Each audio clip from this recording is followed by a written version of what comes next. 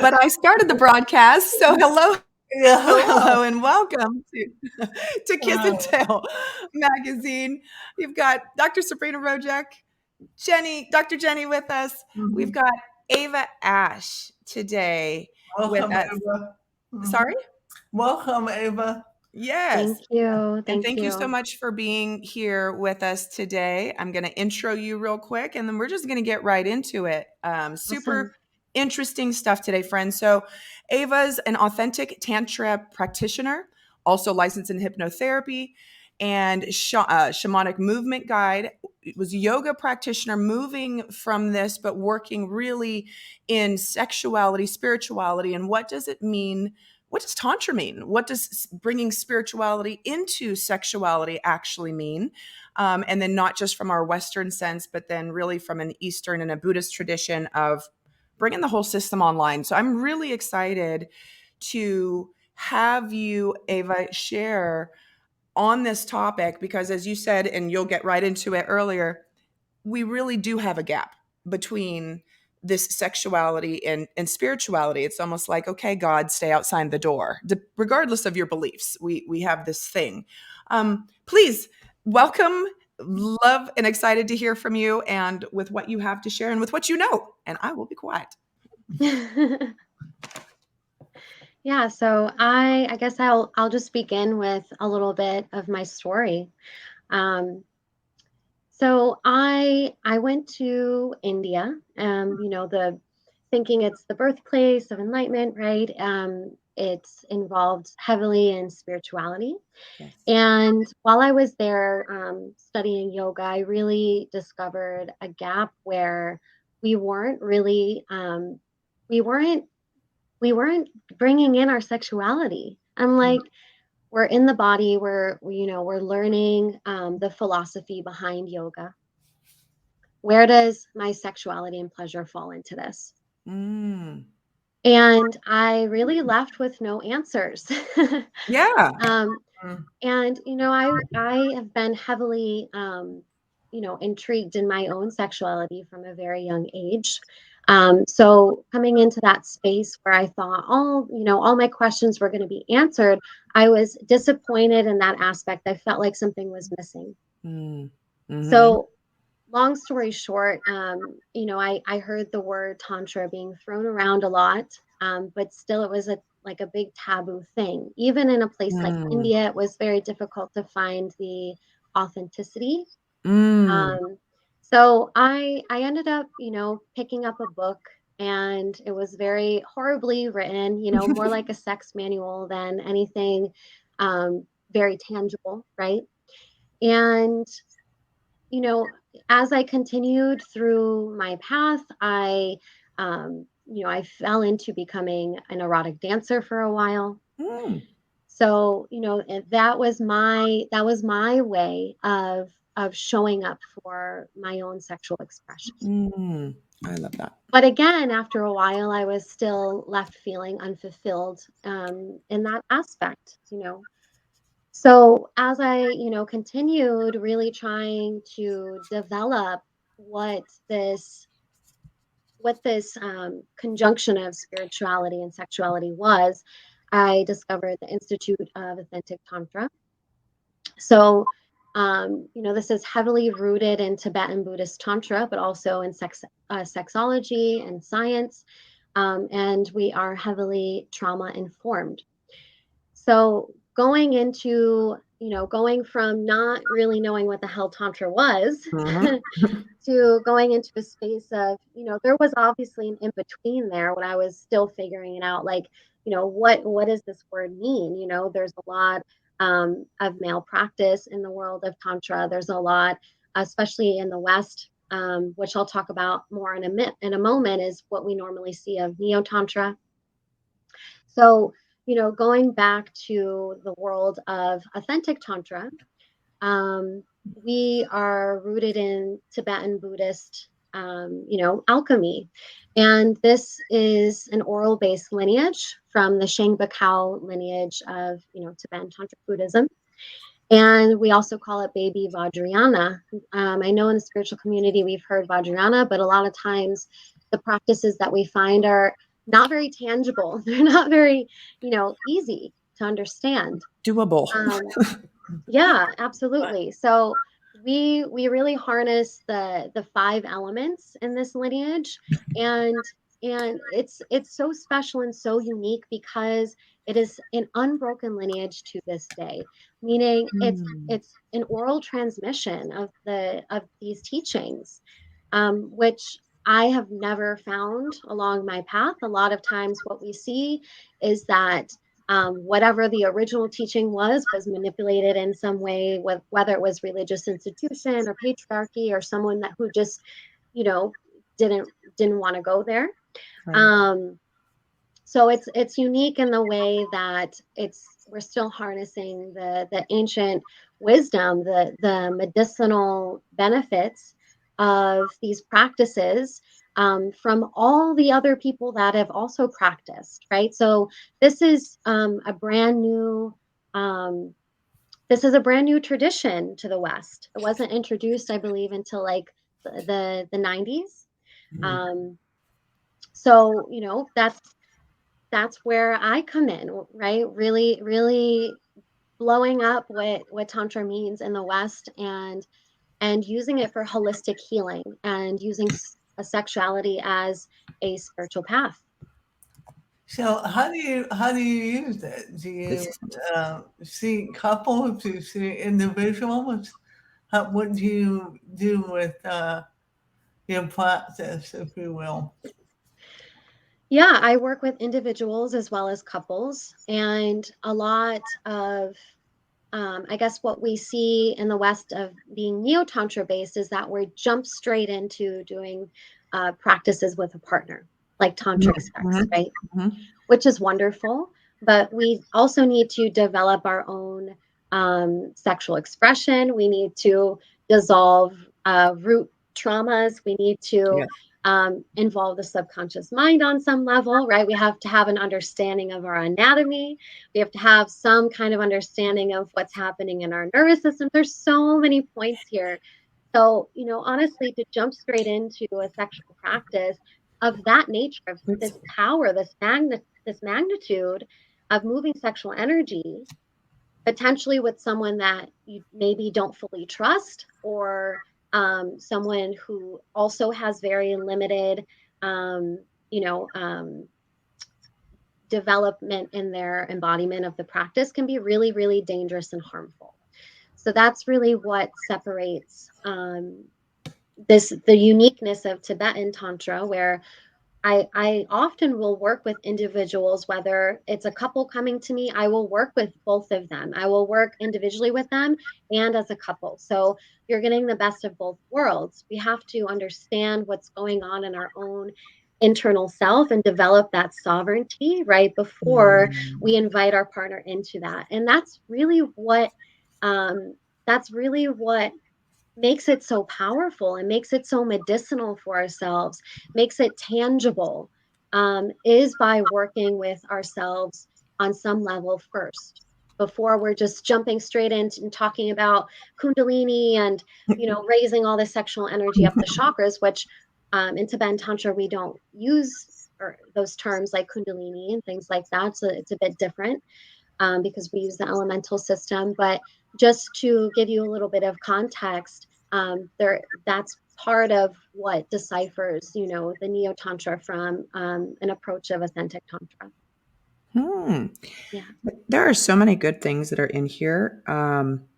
So first, I want to point out something and then ask a little bit more on how you do that.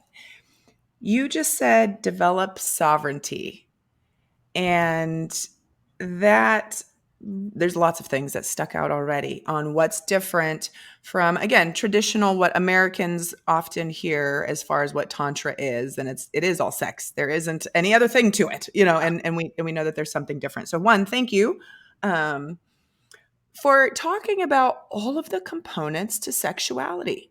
That's Mhm. that first piece, that it's not just go see a sex therapist and or call somebody on the phone and say hi, stuff's not working, or the what that you listed like 9 components if not more Yeah. to to what the makeup of one's sexuality is. So I just wanted to pause there because that right there is what I think would catch up a lot of people, that they don't think about. It is involving every aspect of yourself. But you said develop sovereignty first. That is like when you're working with a couple and understanding you. What are all these components? Actually touching on them. So what do you do? What does that mean to develop sovereignty besides the fact that I like that word? What does that mean? And then how do you do that with someone? Or, hey, I want that. What is Yeah, I think that in Western spirituality, we tend to jump from, um, doing this one thing, and it's going to mean that we jump all the way to embodiment, like right away. Mhm. Mhm. And the thing with sexuality, when we weave that in, because it's one of our deepest, if not the deepest core wounding that we have, Mm. um, we're constantly looping back and forth between something that arises and then pure embodiment, right? And then, so it's developing that relationship to how we're viewing that, to which we view not only ourselves, but the world around us. And Mm. that's exactly what pleasure does. So when I take individuals or couples through my mentorship program, oftentimes we'll start with transformational therapy. I also call it subconscious reframing to really go into the subconscious on that level because our subconscious is this huge memory bank that encompasses or makes up over 95% of our reality. So, Mhm. whatever we're seeing in our reality, whatever we're attracting in our reality, is a result of what is stored in our subconscious memory bank, right? Because everything is energy. Our subconscious is telling our body, right, certain signals all the time. It's in constant communication.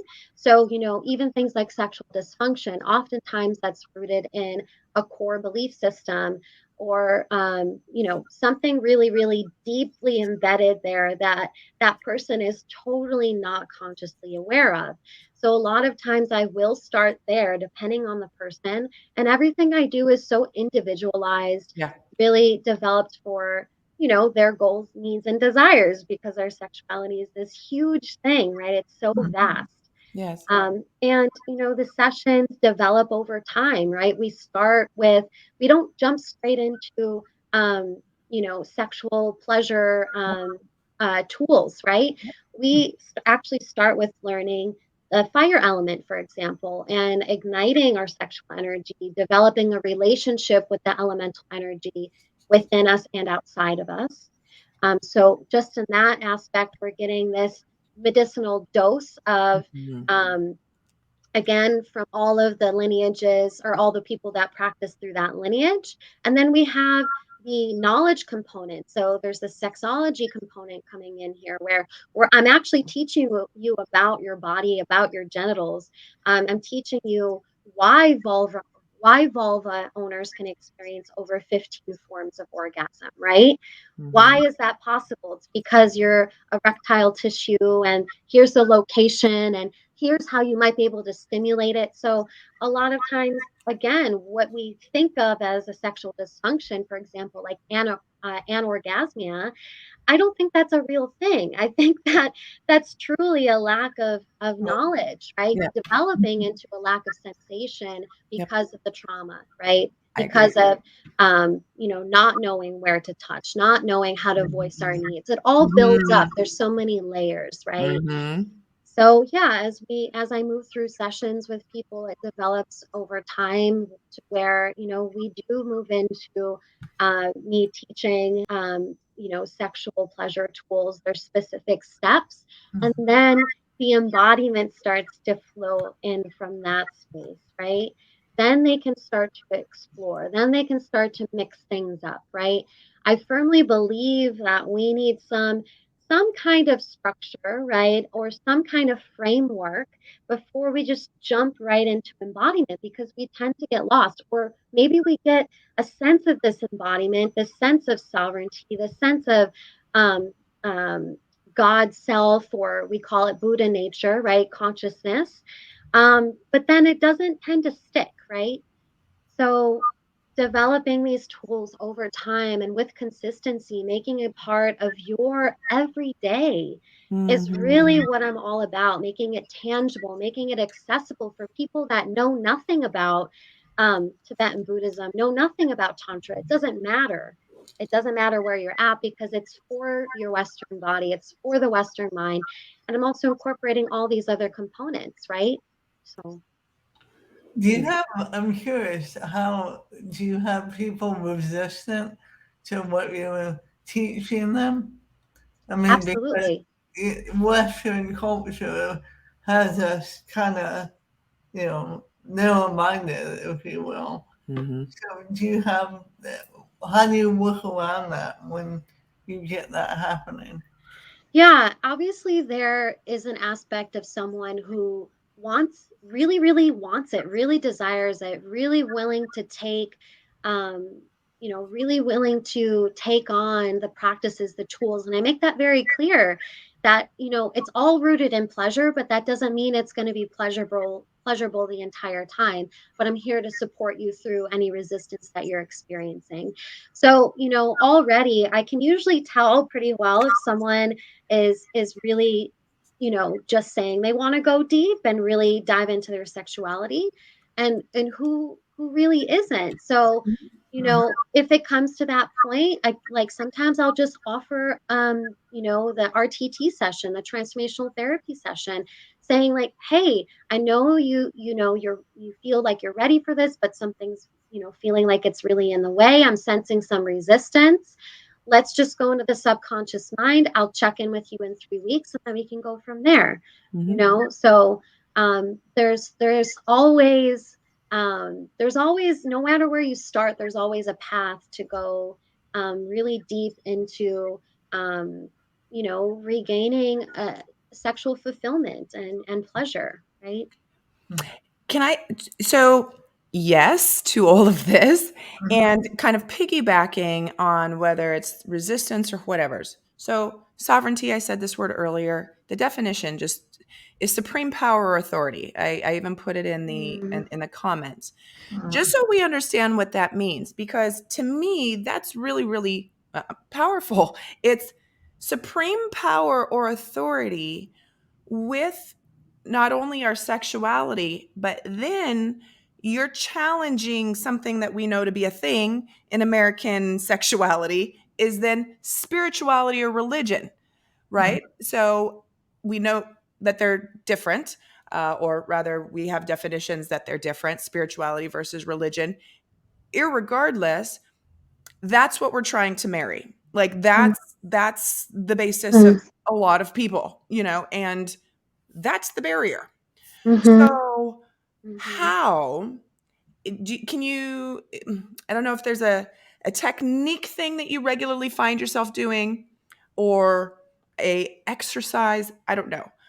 How do you help people legit? Then, really, you're saying I'm supposed to be powerful in my sexuality. If that's not part of my vocabulary, I don't even know what that means, Right. right? I have an idea of what I might look like, powerful or in authority of myself and of my body and of what I want.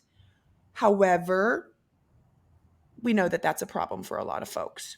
How Yeah. do you help with that? Like, that's just gate one, right? Let's learn the premises, but that's where it all is. Absolutely. I think that it's really about meeting yourself where you're at. Mm.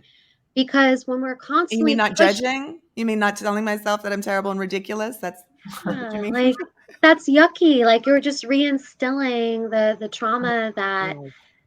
is all underneath, right? And I Yeah. think that's where people get things mixed up is we're constantly pushing to heal, pushing to Mm. have the best orgasm, pushing to find, I don't know, the newest toy or the newest thing, or we're pushing to embodiment. We're and it's not about that. It's about what's in Mm. between. That's authentic tantra. Tantra in general is about riding the wave. It's not just about riding the wave of your pleasure, Right. regardless of sexual pleasure or not.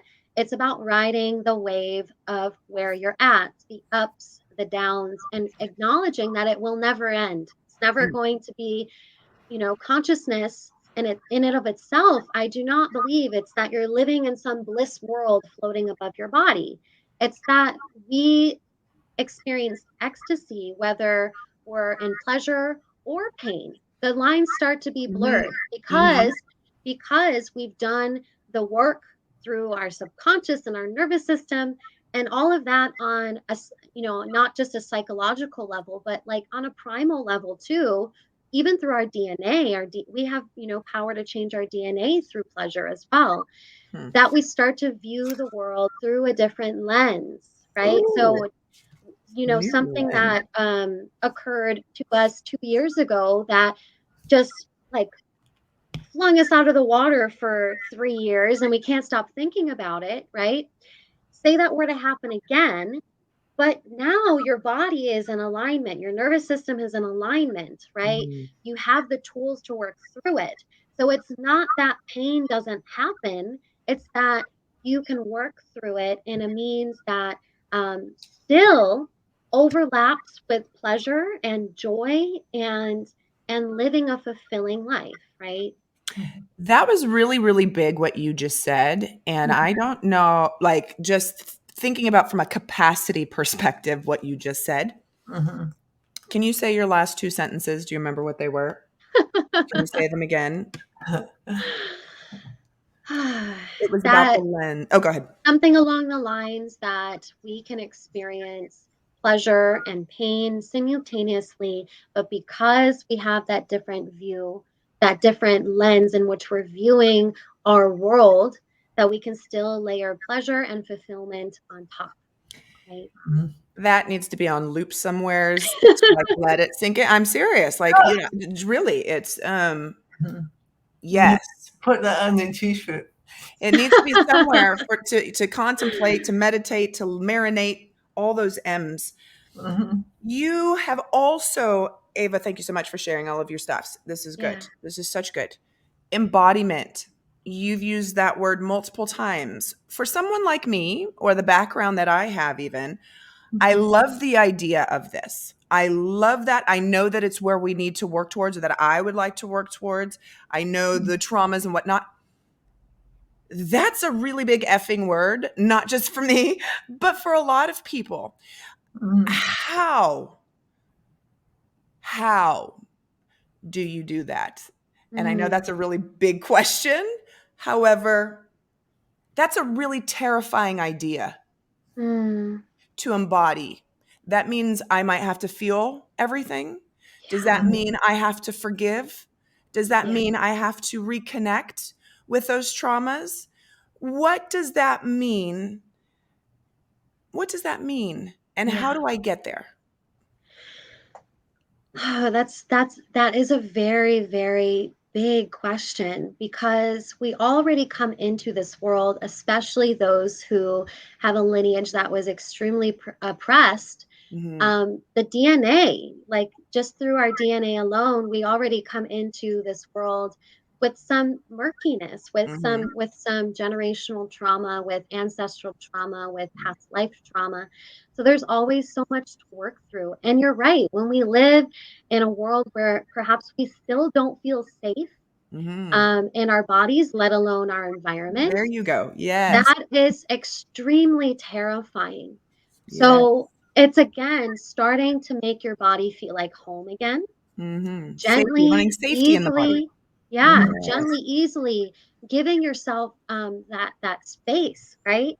And also acknowledging that pain, or I'm sorry, that healing does not always have to be painful, Mhm. long.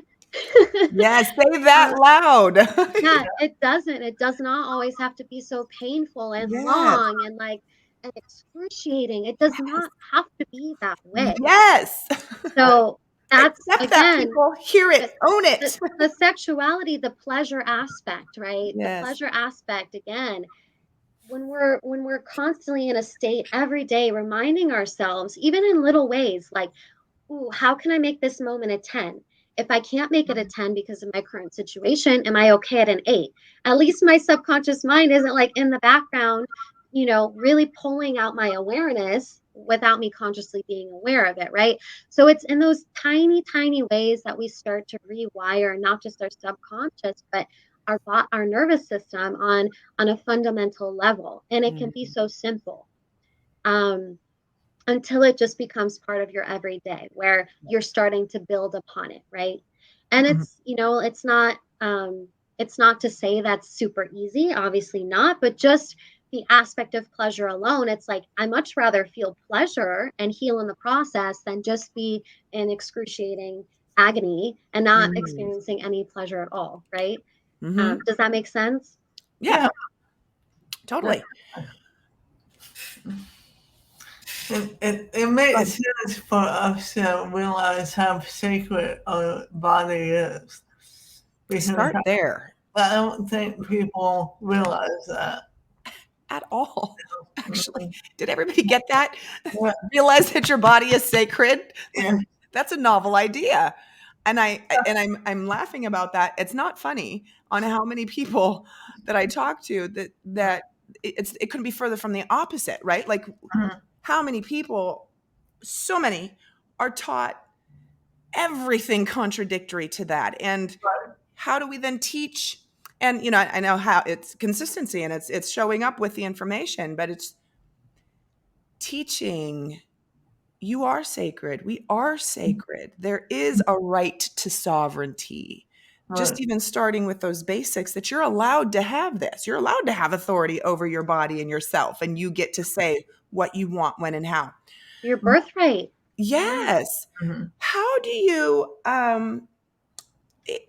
is there a if you what is my question?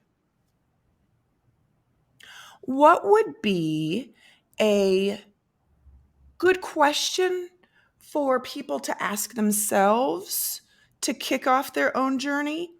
Or is there a something Yeah. that one could try tonight, do tonight, or ask themselves and then see if they need more information or want more information? Yeah.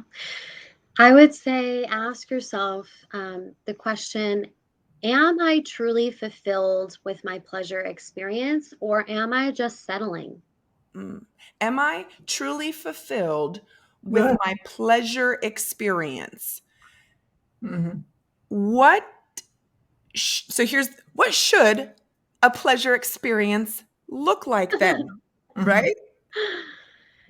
Yeah, obviously, it's not just sexual based. A lot of times when we hear the word pleasure, we're like, oh, pleasure equals sex, penetrative Mm. sex to be Mhm, exact, mhm, right? mhm, And that's totally untrue, right? mhm, Um, our pleasure experience can be made up of so many different things. To give you, I guess, more context, we have like 4 different forms of pleasure. We have mhm, sexual pleasure, we have spiritual pleasure, we have emotional pleasures, and then we have physical or sensual pleasures, right? So, asking yourself, um, you know, how much pleasure am I actually allowing myself? Or, looking back on, oh, I'm only experiencing emotional pleasures, right? I wonder why that is. Get curious mm. with yourself, right? Yes. It's not about breaking it down and saying, oh, something's wrong with you, but it's about getting curious with your relationship to pleasure.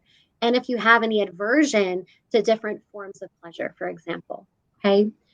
Um, I guess I can give a few examples of those forms of pleasure just to make it That a was little bit really more good. understandable. Yes, keep going. That was really good, really helpful with the 4 different types of pleasure. And to Mhm. ask self, am I really good or allowing 1 or 2? But then why not Mhm. the others? And not judging, but being Yeah. curious to understand self. Yes, please keep going.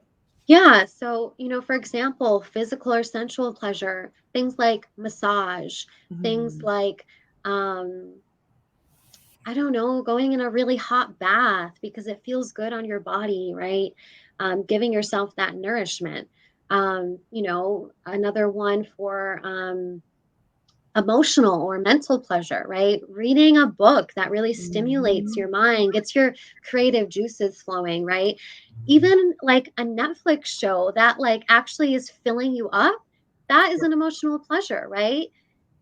sexual, then sexual fulfillments or sexual pleasure. Obviously, that's pretty standard, but there's different forms of sexual pleasure that goes along with that, right? Are you just relying on your partner for sexual pleasure, or are you taking time for self pleasure, self cultivation, and masturbation? Do you have an aversion to that, right? Even if you're in your relationship, which a lot of people do. Yes, they do. And I think it tends to be more with a partner, certainly with a partner, than by themselves. Like, to masturbate in front of their partner for a lot of people is just absolutely, you might as well go have sex out in public. What are you Yeah. talking about? Right. And this is with your partner. So, yes, Yeah. that's a huge thing for sure. So, real quick, Ava, we're at the 30-minute. Do you need to leave? Do you want to hang out if you've got somewhere to be? Because we could ask more questions or we can wrap it up. So, I just want to be mindful of your time. Thank you. Yeah, I can be here for about 15 more minutes. Okay, beautiful. Thank you for that. I did then have a question, but I forgot it already. So it was along the lines. Oh, and I about forgot pleasure. to say Good. that spiritual pleasure. Yes. Obviously, that's things like a meditation practice. Are you connecting with your pure consciousness outside of outside of the external stimuli and things like that? What makes you feel really connected to source, right? And that can be so many things. Yes. It was about this pleasure idea and the different things that we can do. And we were talking about movie, reading, what fills your tank, experiencing all forms of pleasure. I can't think of what it was right this second. It's okay. It'll come to me. Put your website up there. Yes. For how we can reach you. So we need, it was something about, you were bringing up, this is what I also really like about this tradition as far as tantric is concerned with the Tibetan tantric, is that you used alchemy. First of all, you said Tibetan alchemy, which really got my ears, and I'm super excited about that. There again, it's talking about incorporating, the whole of people, the whole of nature, all of this stuff. What do you do, or how do you help someone connect to pleasure, registering that they're actually having pleasure? Because there's a bunch of reasons, diet, mental stuffs, trauma stuffs, of course, that would then lower someone's pleasure centers, right? Like they can't even experience pleasure. Dopamine, serotonin, oxytocin, these sorts of things that can play into that.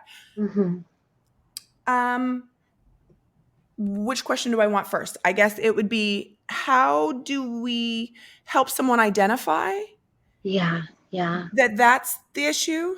We'll start there. Yeah, that makes sense. And what comes to me in terms of working with the Tibetan 5 elements in particular is that it's really unique because we're working directly with the energy body. And we believe, any type of element, anything showing up in our physical body is a result of an imbalance, a blockage, a breakage in the energy body somewhere. So when we're working with the elements, I always begin with fire because that's at our core. That is our sexual center. It governs orgasm. It governs our genitals. It governs electrical impulses right through the body. And also there's different qualities to it. It's magnetizing. There's passion about fire, right? So it really amps up. It amps us up. It ignites that space because for many of us, we live from the waist up. And the only time we ever think about our genitals is when we're engaged in sexual activity, right?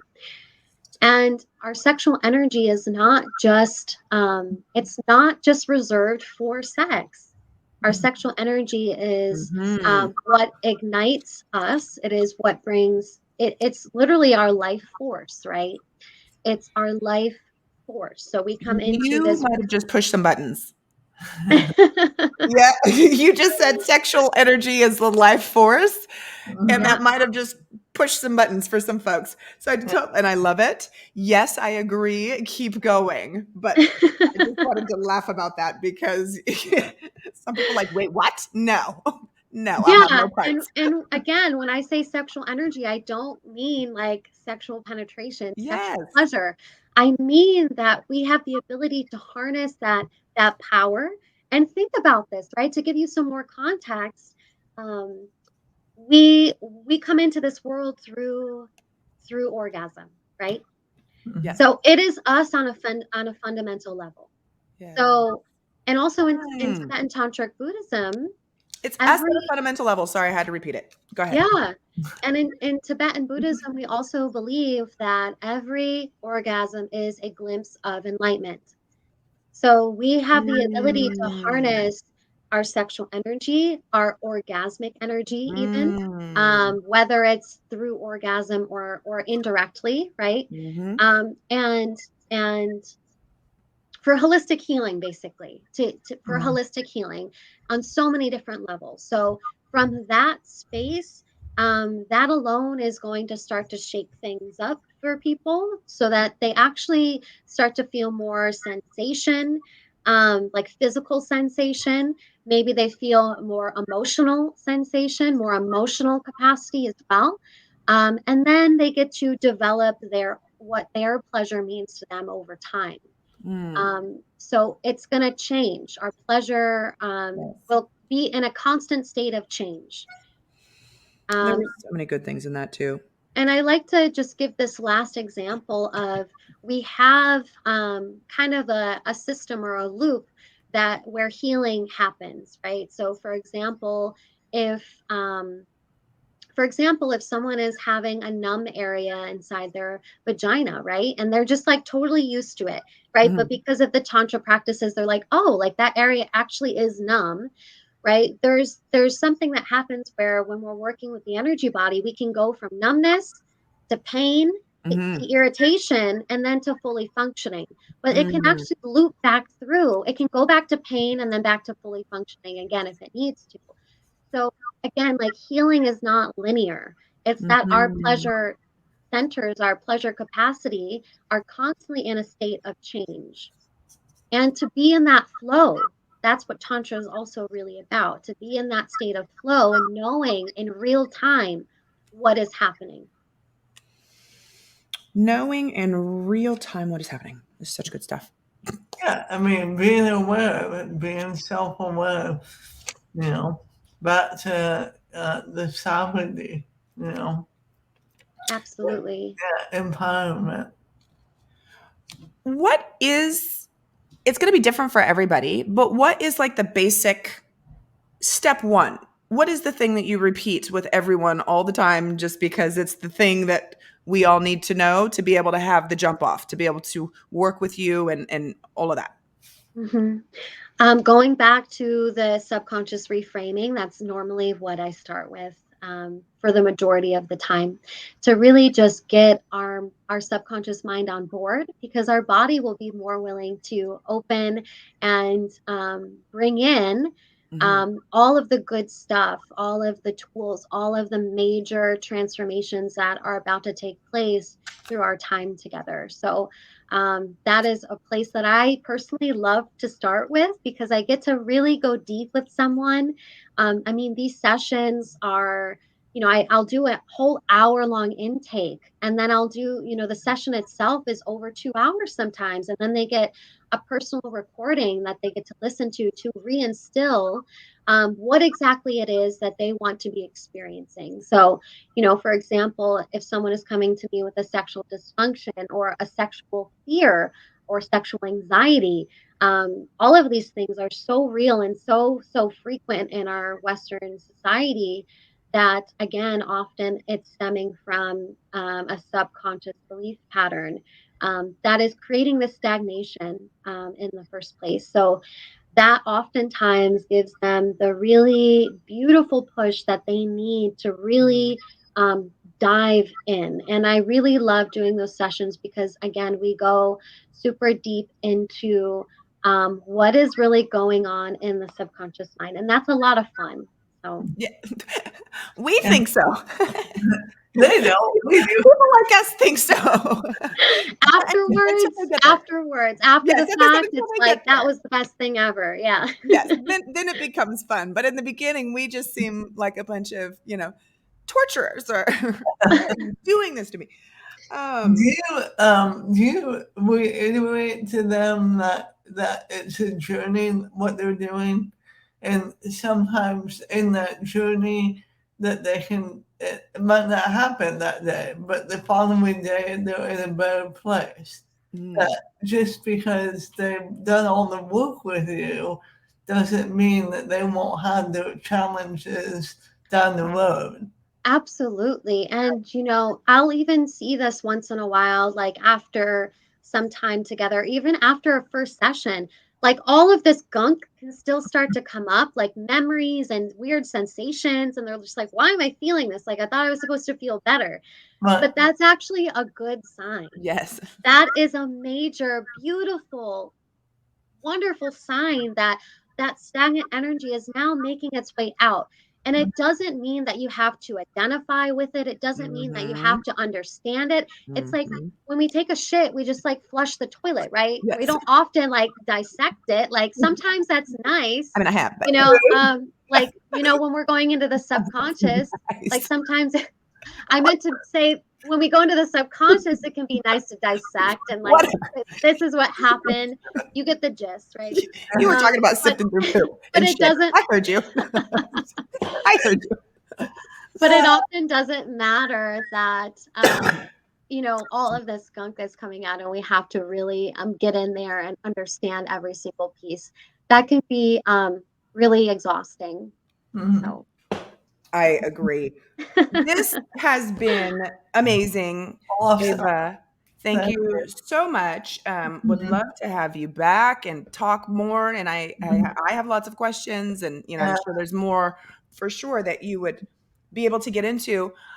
We do have a banner across the bottom here that has your flame within tantra.com. Is Mhm. there other contact? How else do people get a hold of you? If they want to work with you, are you taking new people? Your infos?